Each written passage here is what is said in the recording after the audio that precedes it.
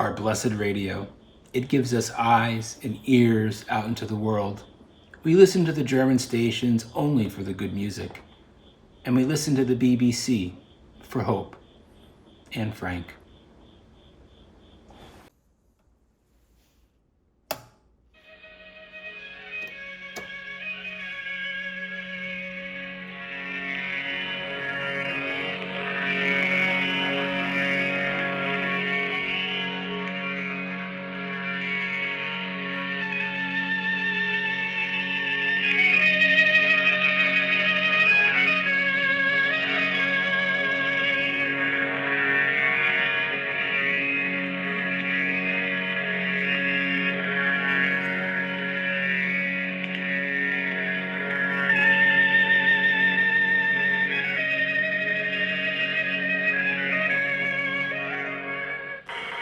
This is the generality service of All India Radio, calling listeners in the United Kingdom and West Europe, and also in Australia and New Zealand. In May of 1945, the Technical Radio Corporation of San Francisco manufactured this shortwave receiver, this low radiation receiver for the Navy for World War II. This company was a very small outfit, and I'm very honored to own this radio. This is a piece of radio history, of naval history, World War II history. This is a shipboard entertainment radio, or what they called at the time, a morale receiver. Now, I've been looking for one for over 10 years, and when one came up on eBay, I purchased it. It was in Royal Oak, Michigan, and it has been in the same family since 1945. And still in daily use. The owner didn't want to ship it out to Brooklyn, which makes total sense. This literally weighs more than a twin reverb. Doesn't have two 12-inch speakers, and it weighs more than a twin reverb. So it was in Royal Oak, Michigan, and a good buddy of mine, great amp tech, Detroit Amp Lab in Royal Oak, he offered to kind of hold on to it for a while. So the owner dropped it off to him, and then I went out to Royal Oak, drove all the way from Brooklyn, made a little vacation out of it, and picked up this radio. During World War II, it was a race of technology. And we're going to talk about this radio. We're going to talk about World War II. We're going to talk about Access Sally and Tokyo Rose and all kinds of interesting historical stuff. So a little less technical and a little more historical. We're also going to talk about shortwave radio, propagation of radio waves, and we're going to listen to it at the end. I actually did, when I got it and I got it back to my house, I did listen to it. I'm not going to listen to it here tonight because I don't have a 600 ohm speaker. This was made for ships. It was made to be broadcast through a series of speakers on ships for the troops. I don't have a 600 ohm speaker here in Brooklyn. I am going to get a transformer to convert it from 8 to 600 ohms so I can kind of goof around in the shop with it. But I'm going to take it apart right now for you guys. And I don't believe it's ever been opened. Maybe it has. Who knows? But let's find out together and what's inside this rare, historic, quote anchor, the Low Radiation Receiver Model 6. So, this radio is made for entertainment of the troops. One of the selling points that Technical Radio made to the Navy was it could be used as a backup if the main receiver of the ship went down. Always good to have a backup, right? That's what Poison Ivy always said about super reverb. I'm out of breath from moving it from the other bench. It has a BFO so that they could receive Morse code. It has the standard AM broadcast band, and then it has all of the shortwave bands. So Technical Radio Corporation, TechRad for short, started in '37 by a guy, Clayton Bain. There's not much information on the company. There is a letter circulating that he wrote in like the 80s to somebody describing the company and why he folded it. But real quick, they made receivers, they made a bunch of transmitters for South America and Africa. They made a lot of these shipboard radios. But when World War II broke out, they became a contractor for the Navy and made these low radiation receivers, which we will talk about. I don't know how many they made. This is almost to the end of the war, and this is serial number 385. I really don't think 500 were ever made. When the war ended, they had this naval contract, and they had no more orders. They weren't not allowed to build anything else except for the Navy.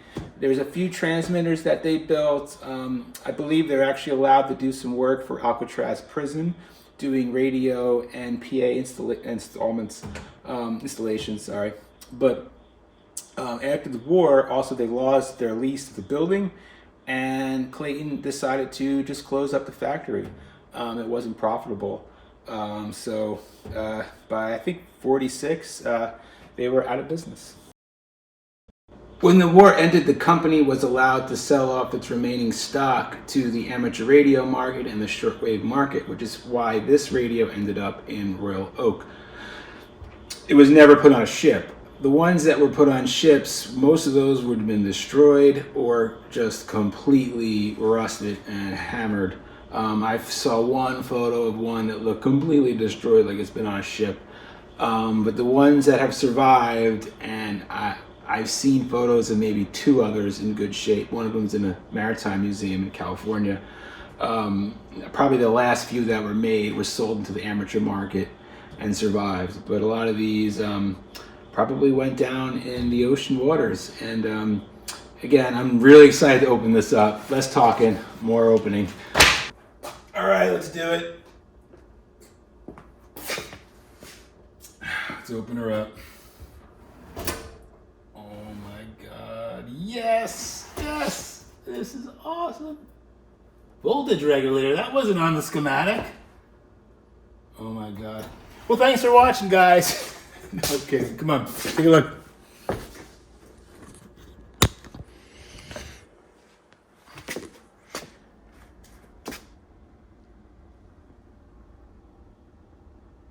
Pay attention, manufacturers. This is how it's done.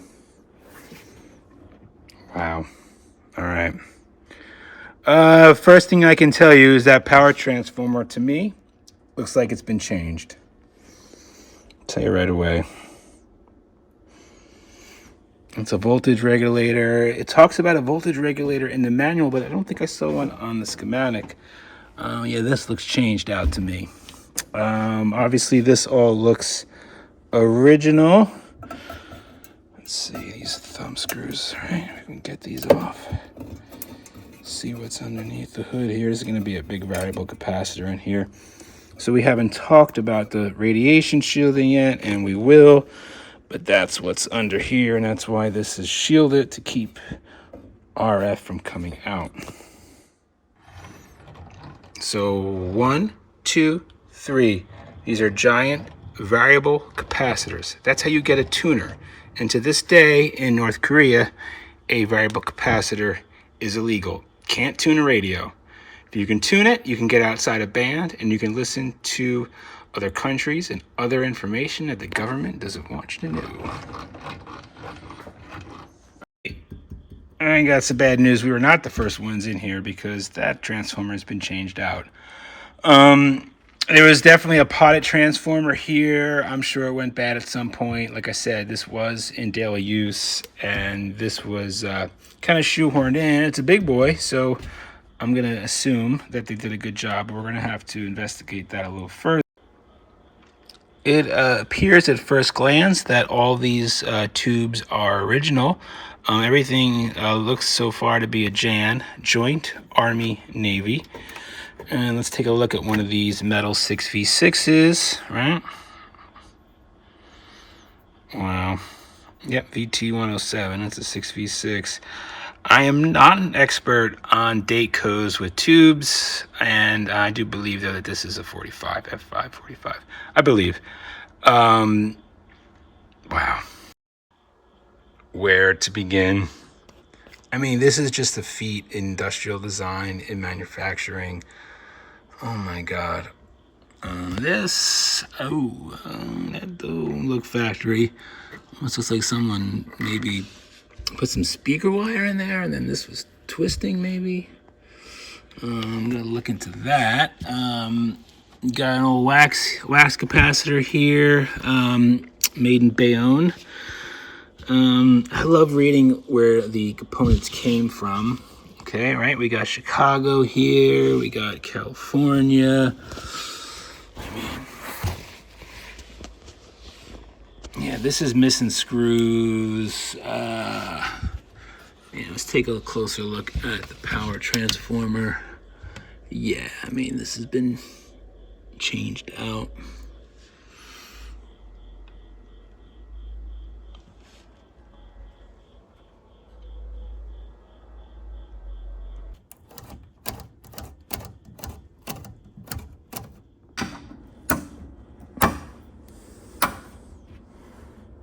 These pots are not even scratchy. These beautiful sealed pots here.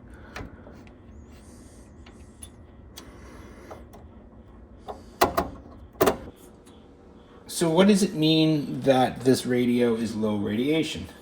I have a video, a Crosley repair video, where I explain it in a little more detail about radio oscillators. But a radio like this has what's called a local oscillator.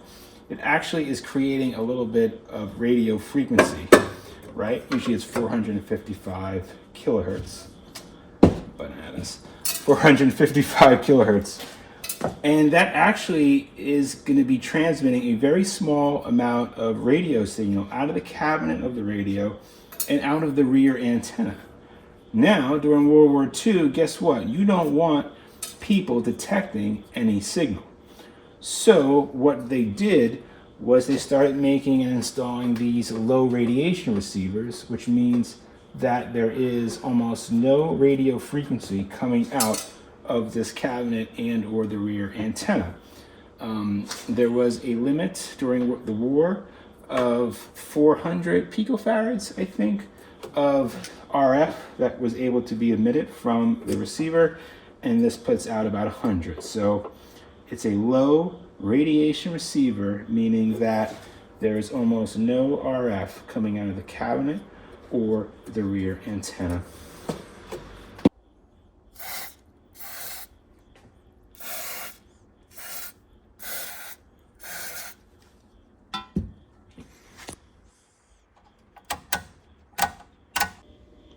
All right, this tuning indicator, what's that? That's a vacuum tube called a magic eye tube or a seeing eye tube. As you're tuning a station, these lines are going to go together as you find dead center. So it's just kind of an easy way of helping you tune in a station. This send and receive switch, what's that? Now, like I said, this could be paired with a transmitter. And if you're transmitting a signal, you want the receiver to silence, otherwise you're going to be blasting through everywhere. So when you're transmitting, if you need to, put that into send. You can also trigger that in the back with a relay, and that'd be called push to talk now. So I'll eventually do that for amateur radio use. So when I key up and I talk, I silence the receiver. Audio gain, that is volume.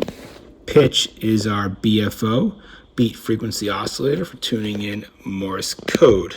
Now, broad, medium, sharp. That is the bandwidth adjustment. These radios were known for fantastic high fidelity AM, and they have this broad setting which opens up the bandwidth, and you get a lot of highs and a lot of lows. Problem is, if there's a lot of noise and interference and there's a lot of AM stations kind of close together, you're going to need to go to medium or sharp. It's going to close the bandwidth. You keep your mid-range, but you will lose your highs and lows, but it kind of can increase increase your intelligibility of a station. NL is noise limiter for helping with noise. This is for your BFO. Speaker, so you could just cut the speakers out entirely and use headphones. You have a tone knob. RF gain, now that is a control of the first gain stage in your RF circuit. So if you're in port and you have a really strong signal, it could overmodulate it and you might want to back off your RF gain. But if you're out in the middle of the ocean, you're going to want all the gain that you could get coming into the circuit. Now this is our band switch. So I call this a shortwave radio. What am I exactly talking about? So our band switch. We go here to A, and this is our standard AM broadcast frequencies that we all grew up with, an AM radio. If we click B, we're going above the 1.6 megahertz into 5.4 to 9.6. This is above AM, certainly way below FM radio, but this is above AM radio where we're going to get our shortwave frequencies, right? And then we go here, and it's 9.4. There's a little bit of an overlap to 16 megahertz. So basically, this is a general coverage receiver with AM broadcast and the shortwave bands between 5.4 and 16 megahertz. All right, so check this out. Phono. Yes. So this has a phono input. You can literally put in a phonograph and play it, play it throughout the ship. So as the war goes on, here we are outfitting all these ships with these low radiation receivers because yes, in theory, the local oscillator transmits a signal and that signal could be picked up. I read online, I do not know if it's true, that was all bullshit. It was nothing more than a giant disinformation campaign because we were never tracking anyone's local oscillators and nobody were tracking our local oscillators. Again, I don't know if it's true, but I've read some people claim that the reason why we created this disinformation campaign and outfitted all the ships with these very expensive receivers because we didn't really want people to know that we had advanced radar. We had advanced radar, we're hitting targets, and we wanted to create a disinformation campaign to send everybody down a rabbit hole with these local oscillators. We had radar early on, but it wasn't very good.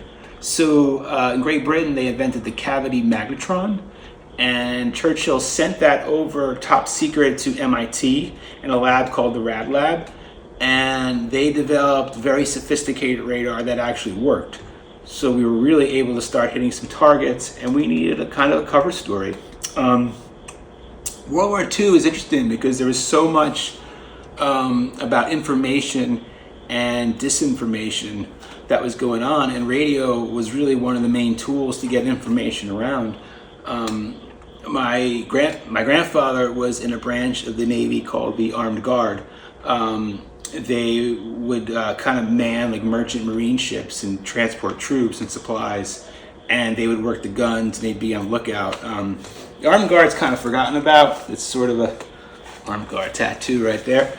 But my grandfather told my dad a story that they were transporting these German soldiers, and one of the officers said, "We don't understand why you Americans don't give up, because the Germans have leveled New York City, and Japanese troops are marching right now towards Chicago, so you just need to give up." And we know that's true because we heard it on the radio.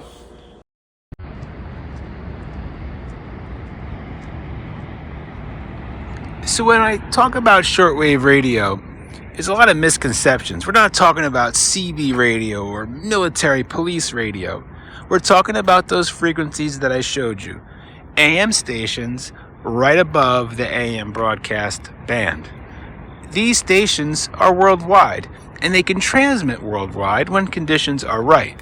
Those frequencies are affected by something called propagation, where radio signals will literally bounce off the ionosphere, charge particles in the air, and bounce around the world. Radio propagation, what am I talking about? Let's see if I can explain this real quick. And this doesn't apply to FM and upper frequencies. It really is kind of the old-fashioned frequencies. CB radio, AM radio, shortwave radio. What are we talking about? The sun has sunspots. Those sunspots emit radiation towards Earth every day. In solar maximum, we get a lot of radiation. Solar minimum, we don't get so much, so not so much skip. These are in 11-year cycles. As the radiation comes in, it will charge the ionosphere, a kind of layer of particles that becomes charged, and radio signals can bounce off that. So, let's say you have two CB radio operators, 5 watts, the legal limit. They're 5 miles apart, they can talk. They get 8 miles apart, they can talk. Now they can't talk so much, so they increase their power illegally. Now they're talking, but as they get further and further, the curvature of the earth comes into play and they can't talk. It's site to site. That's how FM and a lot of the upper frequencies work. With these lower frequencies, they can actually bounce off the ionosphere into different parts of the world, and they can even double bounce and triple bounce. So you can be sitting in New York City talking to someone in Wyoming, talking to someone in Australia, Japan. I've talked all over the world on very little power. In fact, when you hit the ionosphere, it kind of propels you. It almost amplifies your signal. So with 5 watts in CB, which is the same as a Fender Champ, you're talking around the world if conditions are right. So that's how you were able to be in the middle of the Pacific Ocean, hearing stations all over the world through this propagation, sunspots, ionosphere, skipping radio signals.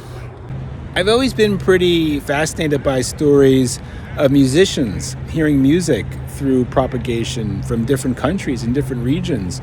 I'm pretty sure Neil Young claims that in Canada, he listened to the Grand Ole Opry sometimes in summer evenings propagating up from Nashville.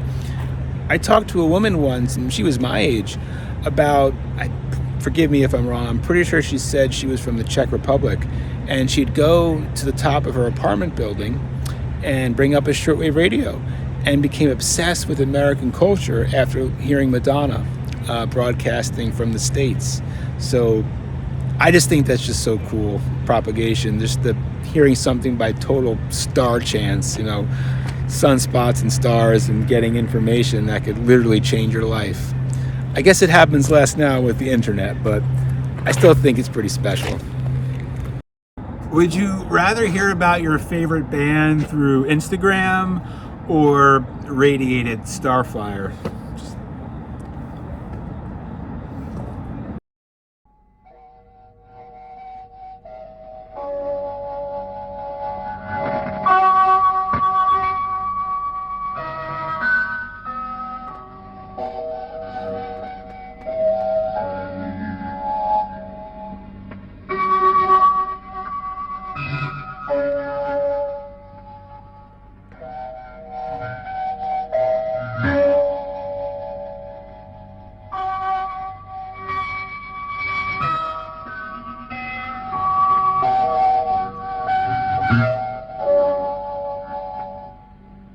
This is Radio Peking.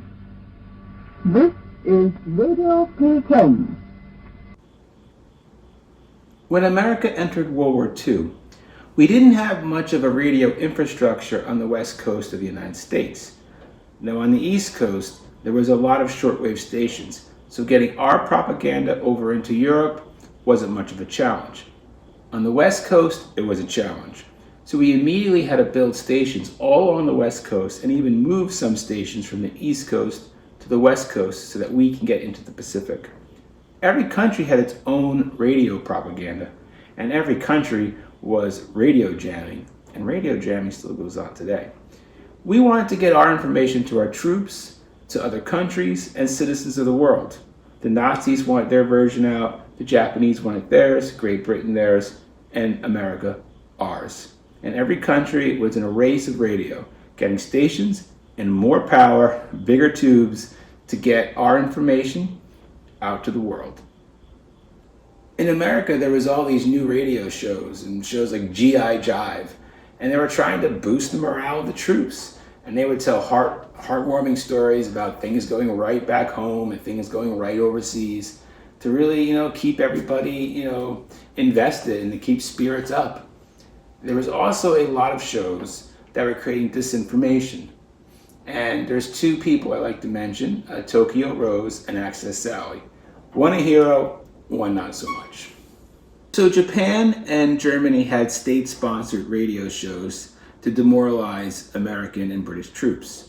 Now, Tokyo Rose were the shows that were coming out of Japan, and there is a person, Tokyo Rose, we're going to talk about. And Access Sally was a catch-all for all the female broadcasted shows coming out of Germany. And there is, when we talk about Access Sally, there is one person that sort of was the most famous of them, and her name was Mildred Gillers. She was born in Maine, went to Wesleyan, lived in Greenwich Village for a while, tried to be an actress, moved to Paris, and then moved to Dresden. And as the war broke out, she kind of got involved with the Nazi Party, and she was hired to kind of be announcer on these radio programs, where they would basically talk smack on the troops, American troops, creating this disinformation. After the war, she was eventually caught overseas and brought back and tried for treason and did 10 years in prison. On July 4th, 1916, a woman by the name of Iva Tagore was born. We know her today as Tokyo Rose. She was born in Los Angeles, graduated from UCLA, and when her family member got sick, her family sent her over to Japan. As soon as she got there, she did not fit in, being an American in Japanese culture. But then Pearl Harbor happened, and now she's stuck in Japan, and her family back home was put into Japanese American internment camps. She was hired to do a radio program because she spoke fluent English. She was the perfect candidate to be a radio, propagandist. And her and this guy, Charles Cousins, I think his name is, another sort of pro-American person who was stuck there. They created this show, The 0 Hour, and it was supposed to be an anti-American, anti-US troop demoralization campaign. But because they understood American humor and satire, they threaded this needle that it was not. It was a pro-American show that was airing in Japan, and no one really kind of figured it out, but the American troops listening kind of understood that it was pro-American. It's a fascinating story, and she's a fascinating person. And in fact, when she came back, when the war was over, she came back to the United States, she was arrested and she was tried for treason. Her trial was the most expensive trial in American history at that time. And she's the only American who was tried for treason and then pardoned. And then Gerald Ford actually pardoned her. When she came back, anti-Japanese American sentiment was high. And as time went on, people sort of kind of realized she really didn't do anything wrong. She was kind of stuck there, and she's kind of a hero. Definitely do a little more research on Tokyo Rose, because she's kind of a badass. Greetings, everybody. This is your number one enemy, your favorite playmate, Orphan Ann of Radio Tokyo, the little sunbeam whose throat we like to cut. We're ready again for a vicious assault on your morale. 75 minutes of music and news for our friends, I mean our enemies in the South Pacific. Well, how are all my little darling little dopes tonight? Full of beer and belligerence? I know, you still hate us, but don't let that hate keep festering. It poisons the whole system. What you need is some good jive, I mean solid. Helps you relax. All set? Okay, here's the first blow at your morale. Two guys are swinging and singing, "Hey, Pop, I don't want to go to work. Please be listening."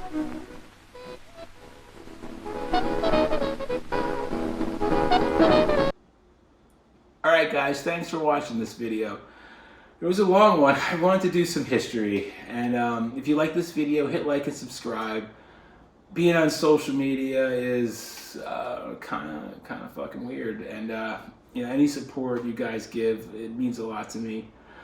And I wanted to do a history piece, and we did it. I'm pretty excited about it. So I'll let this video roll out with some of the footage that I took of this radio in use. I hooked to a 40-meter dipole. We got a pair of 6V6s and a 600 ohm speaker, and you get to hear what's on shortwave these days. We got a Radio Romania talking about Dracula's castle. We got Low and Nazi Star. I mean, is it 1995? Take me back. And a lot of kind of end of the world kind of stuff. So take a listen to this World War II radio, and we'll be back soon with some guitar amps. Peace.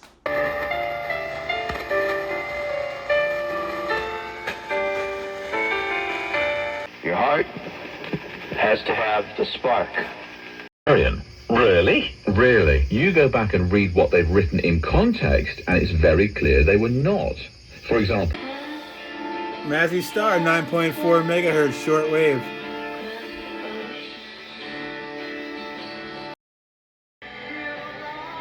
It's Low. Is this a time machine or a radio? What year is this?